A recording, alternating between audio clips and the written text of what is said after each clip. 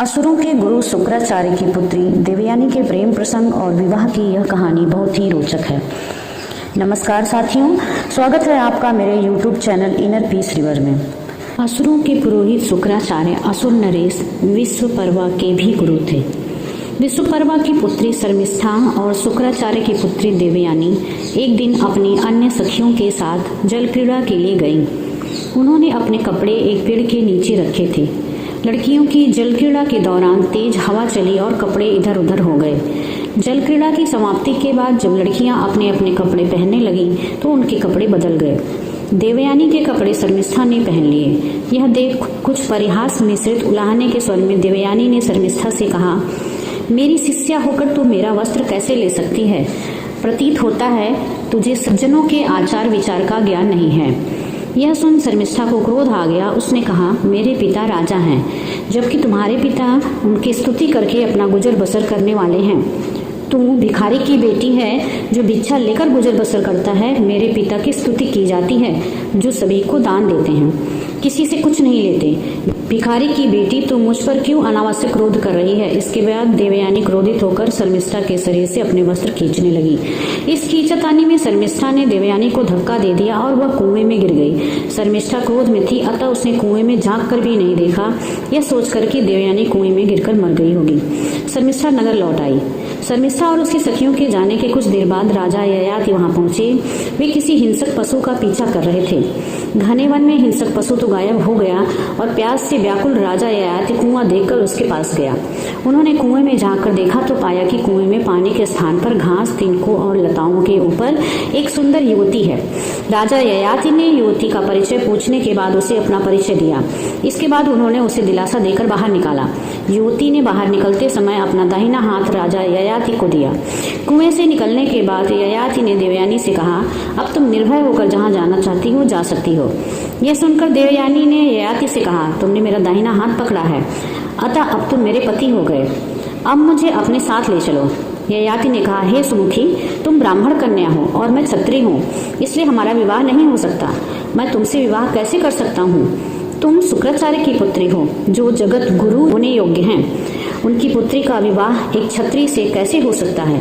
देवयानी ने कहा, हे राजन, अगर मेरे कहने पर तुम आज मुझे वरण करने को तैयार नहीं हो और मुझे साथ नहीं ले जा सकते तो मैं पिताजी की अनुमति लेकर तुम्हारा वरण करूंगी, तब तुम मुझे अपने साथ ले जाओगे। इसके बाद ययाति देवयानी से विदा लेकर चले गए। ययाति के जाने पर देवयानी घर नहीं गई, वहीं एक वृक्ष का सहारा लेकर खड़ी हो गई। पुत्री के घर लौटने में हुए विलंब से चिंतित गुरु शुक्राचार्य ने उसकी खोज में एक दासी भेजी। दासी पदचिन्हों के सहारे देवयानी तक पहुंची और उसने उसे वहां रोते हुए पाया। जब दासी ने देवयानी से उसके पिता की इच्छा अनुसार शीघ्र घर पहुंचने को कहा तो उसने दासी को पहले शर्मिष्ठा द्वारा किए गए दुर्व्यवहार के बारे में बताया और फिर कहा कि पिताजी से कह देना कि अब मैं विश्वपर्वा के नगर में पैर नहीं रखूंगी। दासी ने नगर में लौटकर शुक्राचार्य को देवयानी के अपमान और निश्चय की जानकारी दी। दासी की बात सुनकर शुक्राचार्य तुरंत अपनी पुत्री की खोज में निकले और थोड़े से प्रयास के बाद उसके पास पहुंच गए।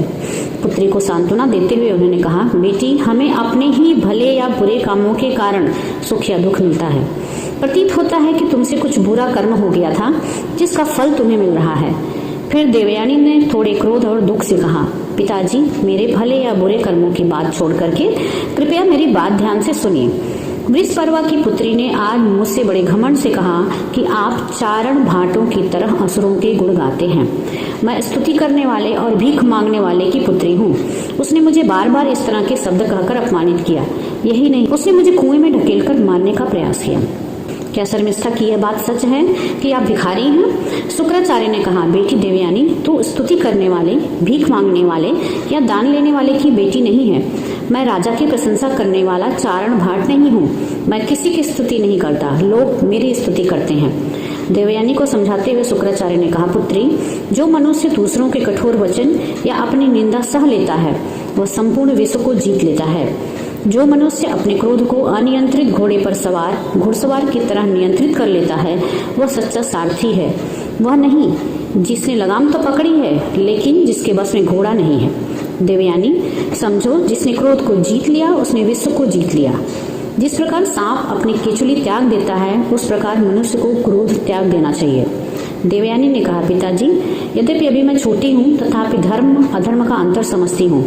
मैं यह भी समझती हूँ कि क्रोध से क्षमा उत्तम है, तथापि उन लोगों के साथ रहना उचित नहीं है जिन्हें मर्यादा और शिष्टाचार का ज्ञान नहीं है, जो दूसरों के सदाचार और कुल की निंदा करते हैं, कटु वचन हृदय को चीर कर रख देते हैं। हथियारों से किए गए घाव तो भर जाते हैं, विष का प्रभाव भी धीरे धीरे समाप्त हो जाता है और अग्नि से जला मनुष्य भी कुछ समय बाद ठीक हो जाता है, लेकिन कटु वचन से किए गए घाव नहीं भरते हैं।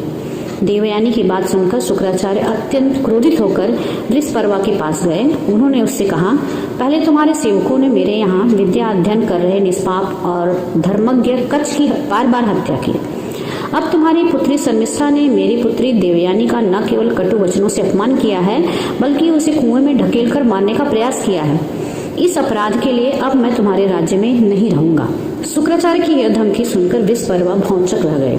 उन्होंने कहा, मुझे इस बारे में कुछ नहीं पता है, लेकिन अगर आप हमें छोड़कर जाएंगे तो हम समुद्र में कूदकर जान दे देंगे या जलती आग में कूद पड़ेंगे। वृषपर्वा के ये वचन सुनकर शुक्राचार्य ने कहा, आप कुछ भी करें, चाहे समुद्र में कूदें या जलती आग में कूदें, मैं अपनी पुत्री का अपमान और उसके प्रति किया गया कठोर व्यवहार सहन नहीं कर सकता। अगर आप मेरी पुत्री को संतुष्ट कर सकें तभी मैं आपके राज्य में रुकूंगा, अन्यथा नहीं।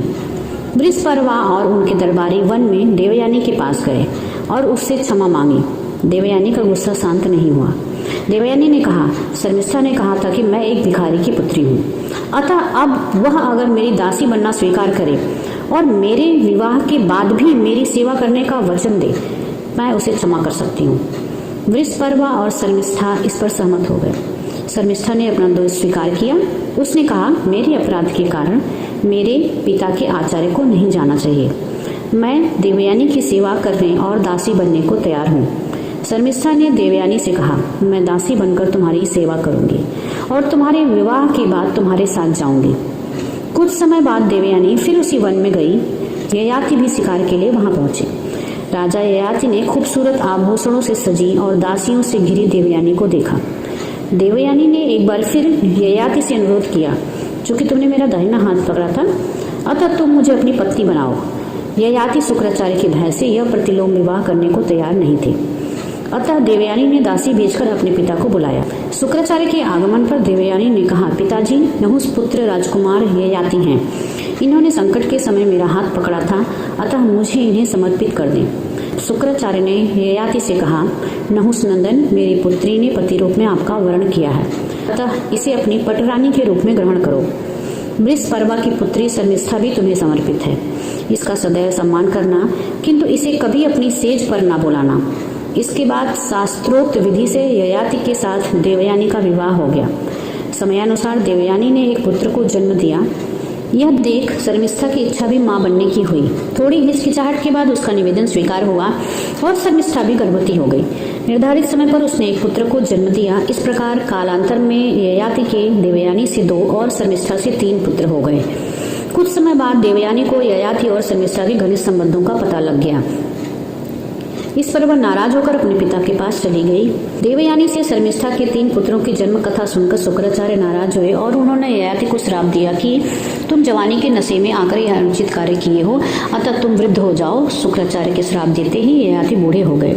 उनके श्राप से भयभीत हो राजा ययाति गिड़गिड़ाते हुए बोले, हे गुरुदेव, आपकी पुत्री के साथ विषय भोग करते हुए मुझे कभी तृप्ति नहीं हुई। इस श्राप के कारण तो आपकी पुत्री का भी अहित ही है। तब कुछ विचार करके शुक्राचार्य जी ने कहा, यदि तुझे कोई प्रसन्नता पूर्वक अपनी यौवन अवस्था दे दे तो तुम उसके साथ अपनी वृद्धावस्था को बदल सकते हो। इसके बाद राजा ययाति ने अपने ज्येष्ठ पुत्र से कहा, वत्स यदु, तुम अपने नाना के द्वारा दी गई मेरी इस वृद्धावस्था को लेकर अपनी युवा अवस्था मुझे दे दो। इस पर यदु बोला, हे पिताजी, असमय में आई वृद्धावस्था को लेकर मैं जीवित नहीं रहना चाहता, इसलिए मैं आपकी वृद्धावस्था को नहीं ले सकता। ययाति ने अपने शेष पुत्रों से भी इसी प्रकार की मांग की, लेकिन सभी ने करनी काट ली। लेकिन सबसे छोटे पुत्र पुरु ने पिता की आज्ञा को स्वीकार कर लिया। पुनः युवा हो जाने पर राजा ययाति ने यदु से कहा, तूने ज्येष्ठ पुत्र होकर भी अपने पिता के प्रति अपने कर्तव्य को पूर्ण नहीं किया, अतः मैं तुझे राज्य अधिकार से वंचित करके अपना राज्य पुरु को देता हूँ। मैं तुझे श्राप भी देता हूँ कि तेरा वंश सदैव राजवंशियों के द्वारा बहिष्कृत रहेगा। हमारे साथ बने रहने के लिए आपका बहुत बहुत धन्यवाद। जय श्री राधे कृष्ण।